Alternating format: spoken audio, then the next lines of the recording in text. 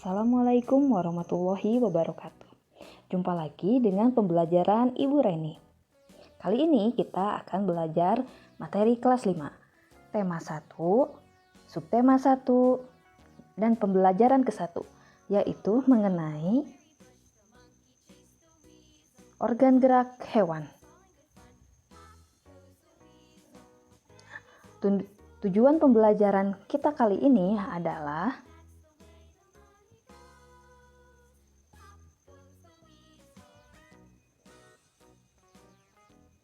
sebelumnya, apakah kalian masih ingat apa itu gagasan pokok? Gagasan pokok atau ide pokok adalah gagasan yang menjadi dasar sebuah paragraf. Paragraf dibagi menjadi dua. Yang pertama yaitu paragraf deduktif. Paragraf deduktif itu adalah di mana ide pokoknya ada di depan paragraf. Yang kedua yaitu paragraf induktif, di mana ide pokoknya ada di akhir paragraf. Nah, perhatikan sebuah teks yang Ibu tampilkan. Ibu hanya akan membacakan satu paragraf, selanjutnya kalian membaca sendiri. Organ gerak manusia dan hewan. Salah satu ciri dari makhluk hidup adalah bergerak. Secara umum, gerak dapat diartikan berpindah tempat atau perubahan posisi sebagian atau seluruh bagian dari tubuh. Makhluk hidup akan bergerak apabila ada rangsangan yang mengenai sebagian atau seluruh bagian tubuhnya.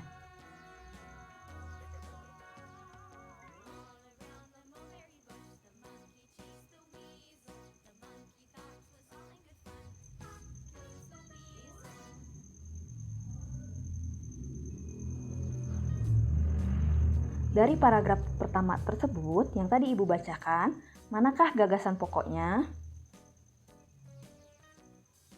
Ya, gagasan pokoknya ada di kalimat pertama, yaitu salah satu ciri dari makhluk hidup adalah bergerak. Kalimat lainnya itu termasuk sebagai kalimat penjelas atau gagasan penjelas. Gerak pada manusia dan hewan menggunakan organ gerak yang tersusun dalam sistem gerak. Sistem gerak manusia dan hewan adalah tulang dan otot.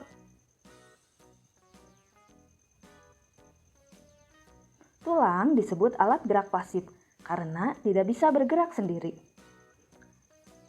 Sedangkan otot disebut alat gerak aktif karena otot yang menggerakkan tulang.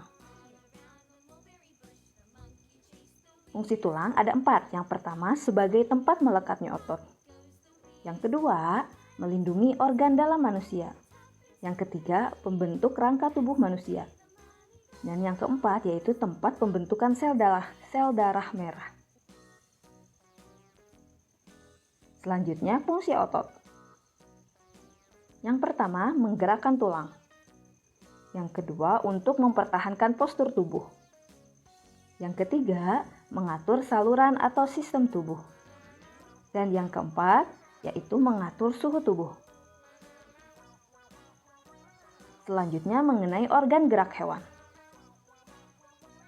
Hewan dibagi menjadi 2 jenis, yaitu hewan vertebrata atau hewan yang bertulang belakang dan hewan invertebrata atau hewan yang tidak memiliki tulang belakang.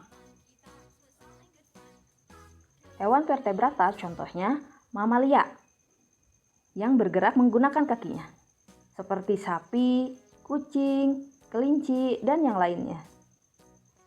Yang kedua yaitu amfibi, seperti katak yang bergerak melompat menggunakan kakinya. Yang ketiga, ikan atau pisces yang bergerak menggunakan sirip dan ekornya. Yang keempat, reptil seperti ular yang bergerak menggunakan perutnya. Selanjutnya mengenai hewan invertebrata atau hewan yang tidak memiliki tulang belakang.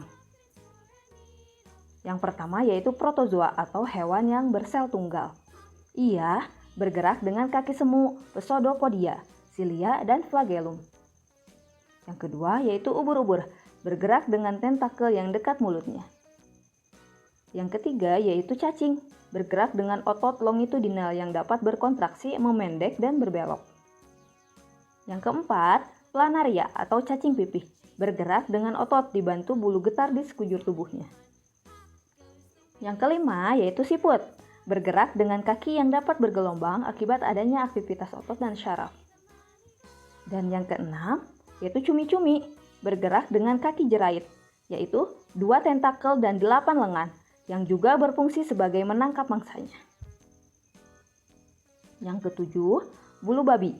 Ia bergerak menggunakan duri dan kaki tabung. Nah, itu adalah organ gerak pada hewan vertebrata dan invertebrat. Nah, berikut contoh-contoh gambar hewan yang tadi sudah Ibu sebutkan. Nah, itu saja materi hari ini. Maka kesimpulan yang bisa kita ambil yaitu yang pertama, gagasan pokok atau ide pokok adalah gagasan yang menjadi dasar sebuah paragraf.